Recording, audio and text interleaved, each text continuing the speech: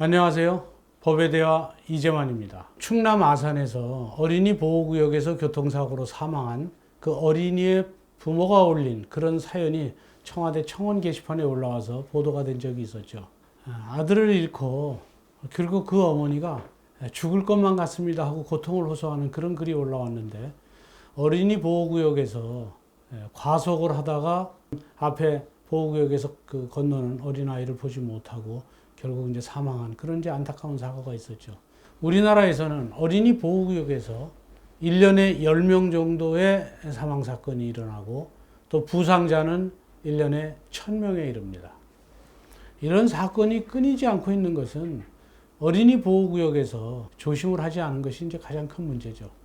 어린이 보호구역이라는 것은 뭐 100명 이상의 초등학생이나 또 뭐 대안학교나 그 외에 뭐 유치원이나 이런 100명 이상에 있는 그런 학교에 일정 구간에 대해서 시속 30km 이상으로 달리지 못하도록 제한해 놓은 그런 보호구역입니다.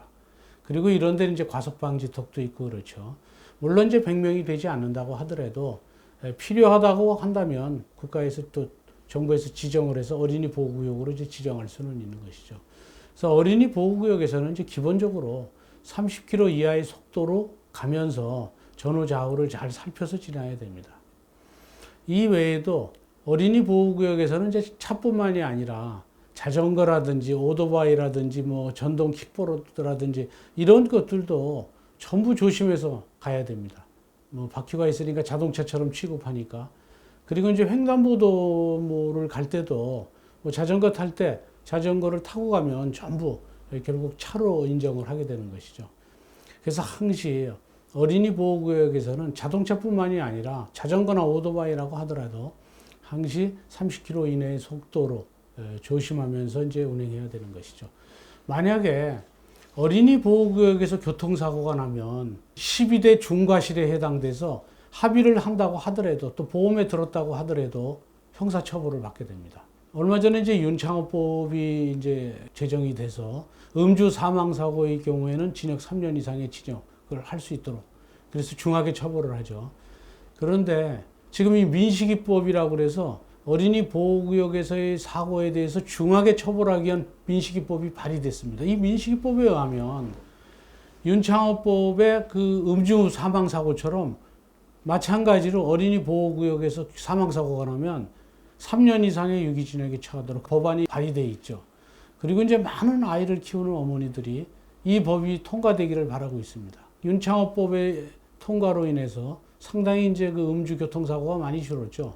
또 뭐 음주의 경우 0.05%가 정지 사유인데 그걸 0.03으로 내리고 또 뭐 0.01이 결국 면허 취소인데 0.08로 내렸죠.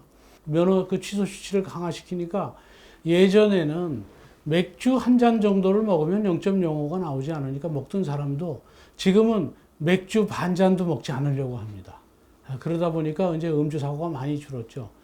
이제 민식이법이 통과가 된다면 결국 사망사고가 나게 되면 징역 3년 이상 합의를 해도 결국 처벌이 되고 12대 중과실이 되니까 결국 문제는 많이 줄을 것으로 봅니다.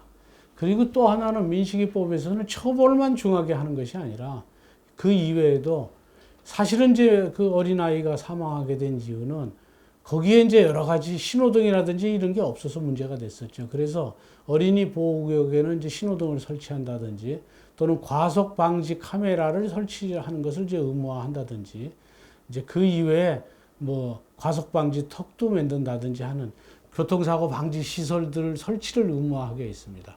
이제 이런 것들이 많이 의무화가 되면 그 민식이 그 어머니의 아이의 죽음에 대해서 그 억울한 죽음에 대해서 죽을 것만 같습니다라고 말하는 그런 절규를 하는 그런 어머니가 다시는 나오지 않을 걸로 봅니다.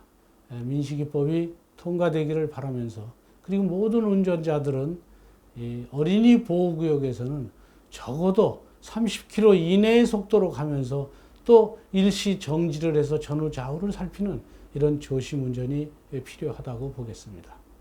감사합니다.